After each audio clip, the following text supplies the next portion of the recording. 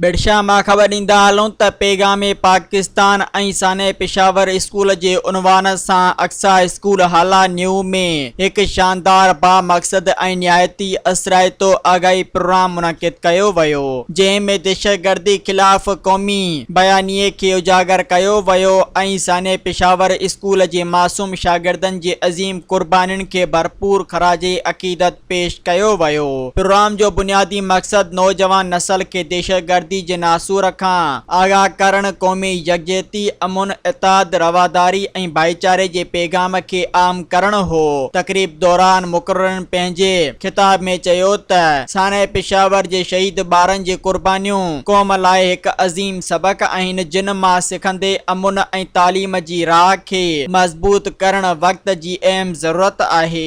तक़रीब में शागिर्दनि जे वॾे अंग शिरकत कई, जिन क़ौमी यकजहती ऐं अमुन जे पैगाम खे भरपूर नमूने सां सारायो ऐं इन खे मौजूदा हालतुनि में इंतहाई ज़रूरी करार ॾिनो। शागिर्दनि तरफ़ां पेश कयल तासुरात ऐं जज़्बाती इज़हार तक़रीब खे वधीक असराइतो बणाए छॾियो। सब्सक्राइब कयो अवामी न्यूज़ HD खे ऐं ताज़ा तरीन ख़बरुनि लाइ ॾिसंदा रहो अवामी न्यूज़ HD।